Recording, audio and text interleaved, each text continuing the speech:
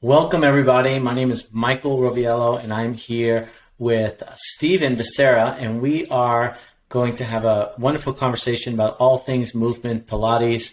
But before we get into that, you are listening to the Optimize Own Your Health podcast, and I also want to give a short bio so anyone listening to this interview can learn a little bit more about Steve's background and go from there. So welcome, Steve. Thanks for having you. Thank you. Thank you for having me. It's a pleasure. Yeah. So let's talk a little bit about your bio first, and then give people an opportunity to know who you are. And then, of course, I have many questions for you, and of course, I'd like to share my experience from training with you over the last 6 months as well. So Steve, for over the last 20 years, has been helping people reach their goals for better function, greater fitness, and overall sense of well-being. His philosophy is concentrating on core strength and stabilization. This integrated training approach complements the body, making it more functional and improving the appearance, the Pilates body, right? Steve's Pilates story begins after externally reaping the fruits of intense bodybuilding and powerlifting. He was a competitor in bodybuilding in the late 80s from the Philippines. However, internally, his body was straining to keep up with him. One of his spinal vertebrae finally gave out and acquired a condition called spondylolisthesis. I don't think I said that right. Spondylolisthesis. There you go. It's a mouthful. Yes, it is. It was an injury that made him realize that he was going down the wrong path. This was his moment of clarity. He began to research other methods of training that would not be detrimental to his overall health. He did his research and he discovered Pilates and began doing rehab on his back. It was the perfect choice for him. He realized that Pilates was filling the gap of years of strength training and bodybuilding that had left the main gap, which was core strength and spinal stabilization. He learned that Pilates integrates the entire body as one. He went through 500 hours of the STOTT, S-T-O-T-T, Pilates instructor program, including other various training certificates. And he became an entrepreneur and founded Summit Fitness in 2007. His mission now is really helping people who are suffering from back pain. He uses the Pilates methodology as alternative from basically pain medication and surgery. And presently, that was just some feedback from some of your clients that you had sent me, which we can discuss separately, and me being a client as well. I'm actually a perfect candidate for you because I had a anterior cervical spinal surgery back in 2007 where they fused 4, 5, and 6 of my neck vertebrae. You can see the scar still here. They go through your neck. They move your esophagus, and they remove discs and put a metal titanium plate in. And at the end of that surgery, you think, okay, I'm fixed. Everything is done. I can go about my life. Not realizing that there's all kinds of mobility issues that come with it. And for many years, I just went back to old habits, which was strength training, bodybuilding, heavy lifting, not stretching, all of the things that probably created problems in the first hand until I found you. And that was because one of the commitments I made over the last year was I'm not going to focus so much on strength training. I'm going to focus more on functional training, functional fitness, mobility, core strength. And I met you at the Wim Hof Method course and started to learn about what you teach and what you do. And then I've been working with you now for the last 6 months, and I've learned so much. So I'd love to get into all of that at some point in our conversation. But ultimately, I want to open up to learn a little bit more about your story. So you're originally from the Philippines and you got into bodybuilding. And what got you into bodybuilding in the Philippines? I didn't even know bodybuilding was big in the Philippines, but maybe they were kind of watching American trends and Arnold and all the things that he was doing here in the 70s. So tell me a little about that. I think in the 80s, you're scrawny, tiny person. Filipinos, we're not very tall, but so we kind of compensate somewhere else, like building your body. So when I was in high school, I acquired this disease. It's typhoid fever and hepatitis A, and that I had to stop for school for a year. So I had to kind of rehabilitate my body after that. I used to be an avid runner, so I used to run a lot. I'll run in the morning before school, and I'll run after. I'll be on track or out running in the Bay Area in the Philippines. But because of this disease, it kind of brought me behind school-wise and physically. So that kind of the turning point for me to kind of build my health back. So one of my friend invited me to go to a YMCA back then. That's the only place that they have those gyms. They have YMCA in Philippines. Yeah, they have YMCA in the Philippines. Very cool. So it's operated by the Chinese community, and so it's very stacked. They have those universal gyms, with weight stacks and free weights. So, and I used to admire this friend of mine. He sit in front of me. His tricep is popping out. Man, I want to have that arm, right? And so went to the gym, trained for 2 years, and I started. I was committed and developing. Back then when you're at that age, you could eat anything and still be muscular. You still be lean. You can eat fast food. You can eat as much as you want. You could get poor sleep. It doesn't matter.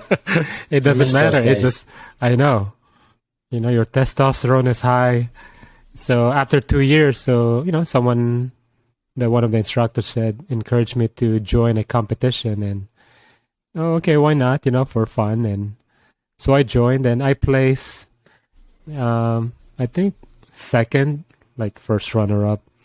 So then, oh man, this is fun. I think one of my strength back then was, I'm more proportioned than most, more balanced. It's not too big in most muscles. So I think the judges like that. So ever since, and then I started winning competitions ever since, and 20 competitions later. 20 competitions you did in bodybuilding, so all in the Philippines. All in the Philippines, So then got to have some prize money. Then I got some sponsors. A power tool company. I don't know if you're familiar with a power tool, Japan made. It's called Makita. Yes, of course. Yeah. So the distributor of Makita in the Philippines sponsored me to be their athlete. So, and we traveled to Hong Kong, China, and so it was fun. It was fun when you're young and you have no responsibilities and you got accolades, and it lasted. Sounds like a great time. You're able to work out, eat, they give you money, compete. You get to travel. Yeah, get to travel. Exactly. That sounds like a really nice career. Yeah, so it was fun for a while when you're young. So it's like a different lifetime when I'm talking about it. Oh my gosh, that's way, way back. 86 to 97. My last competition was a national, like a Mr. Philippines. So that was the last time I competed. But, I took up maybe 5 years off. Then I competed, and it's not the same anymore. I felt the culture is not for me anymore, because at that time I was married. 2 years married, and my priorities have changed. And but it was fun. It was fun for a while. Will probably help you also to create a lot of discipline. That's one thing I noticed about bodybuilding, is that there is a lot of discipline involved, because you obviously have to watch what you eat, and leading up to a competition, I'm sure there's a lot of restrictions, whether you're carb loading or maybe not eating a lot of carbs, and the protein requirements and all of the information that's out there. And of course, that information is always changing. But regardless, you have to stick very regimented to a plan, strict exercise, weight train, certain amounts of cardio. So it probably helped to also create a lot of good discipline in your early years as well. Yeah, I think that's the positive things that I pick up the discipline aspect and just the mental focus and learning how to say no to a lot of stuff, you know, and just the commitment of working out, whether, it's a holiday or it's, high flood waters. In the Philippines, half of the year it rains. So the water just goes up to your chest, and still committed to go to the gym and work out, or, and food is expensive. So you make do with what you had, a lot of chicken, and avoid rice. Filipinos, we eat rice 3 times a day. Yeah, breakfast, how do you lunch, avoid and dinner. rice as a Filipino? That's like probably a sin. I know, and people hate you because in the Philippines it's disrespectful to say no when you're invited to eat, and I had to say no, and yeah, I won't get invited to a lot of parties. And no, you're boring, right? I know. You Yeah, can only eat chicken, probably not drinking, no party. I have my sweet potatoes, my boiled or my grilled chicken, or my leathery beef, whatever I prepared. Was there a lot of was fun. supplements as well in the Philippines? Or is that industry big? It's like the protein powders and all the pills that obviously were so popular here a little in the bit, United but States? it's not I'm lucky. I'm sponsored, but not many people can afford it. So it's a lot of false education about supplements back then, and some people take those steroids as well. So so it's unfortunate, when it gets more popular. Oh, that's definitely one of the things that became extremely popular in bodybuilding movement. Of course, steroids and people I feel getting like monsters, like unreal size, just getting 250 pounds and 3% body fat. Yeah, I was not very big. I was just I was 155. Then at competition, I'm 132. Just ultra rip, ultra skinny and rip. Very proportionate. Yeah. So back then, I feel like a dinosaur, because back then it was aerobics. It was step aerobics. Remember those times? Yes. Olivia Newton-John. Yeah, let's get physical. Yeah. So a lot of upbeat, that was the popular thing to do, but bodybuilding was not really.